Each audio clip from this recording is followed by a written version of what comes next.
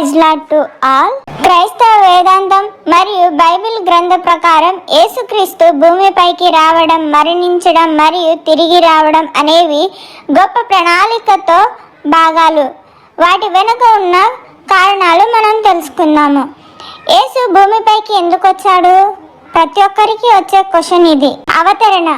Bible ప్రకారం దేవునికి మరియు మనుషుల మధ్య పాపం వల్ల ఏర్పడిన దూరాన్ని తొలగించడానికి యేసు వచ్చాడు. మార్గం చూపడానికి. దేవుడు ఎంత ప్రేమ స్వరూపి అయి ఉన్నాడో మనుషులకు స్వయంగా చూపించడానికి ఆయన మనిషిగా జన్మించాడు.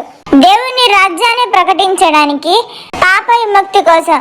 మనుషులు తమంతట తాము పాపం నుండి విముక్తి పొందలేరు కాబట్టి ఒక నిర్దోషి అయిన రక్షకుడు అవసరమైంది.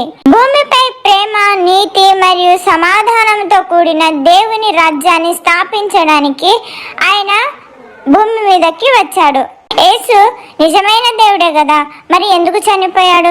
చనిపోతే తిరిగి లేవచ్చు కదా అనే క్వశ్చన్ కూడా మనకు వస్తుంది. కాబట్టి ఎందుకు చనిపోయాడు, ఎందుకు లేవలేదు అనేది తెలుసుకుందాం. యేసు మరణం ఒక విధి లేక జరిగిన ప్రమాదం కాదు, అది ఒక ప్రాయశ్చిత్త బలి.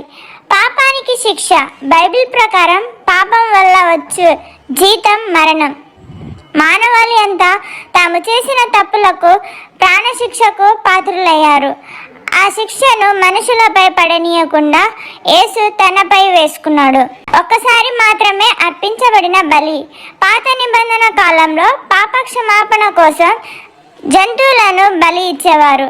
కానీ యేసు లోక పాపమును మోసుకొని పోయి దేవుని గొర్రెపిల్లగా తనను తాను బలిగా అర్పించుకొని శాశ్వత విముక్తిని ప్రసాదించాడు. దేవునితో సమాధానం. ఆయన మరణం ద్వారా మనుషులు మళ్ళీ దేవునితో నేరుగా సంబంధాన్ని కలిగి ఉండే అవకాశం కలిగింది.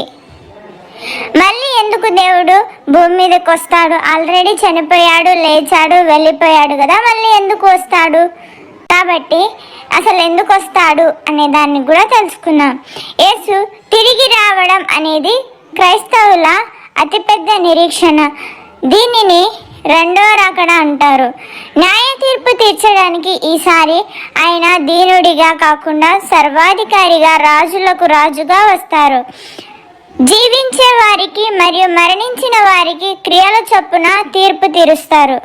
పరిపూర్ణ రాజ్యాన్ని స్థాపించడానికి లోకంలో ఉన్న బాధలు, కన్నీళ్లు, మరణం మరియు అన్యాయాన్ని శాశ్వతంగా తుడిచివేసి తనను నమ్మిన వారిని తనతో పాటు ఉంచుకోవడానికి ఆయన వస్తారు.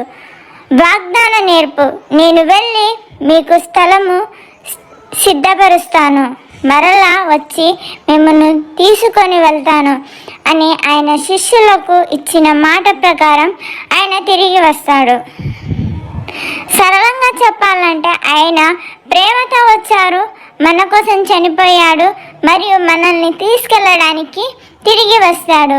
మాటల్ని దేవుడు దీవించునుగాక. ఆమేన్. కామెంట్లో ఆమేన్ అని కామెంట్ చేయండి. Amen. Share, support, like. Thank you.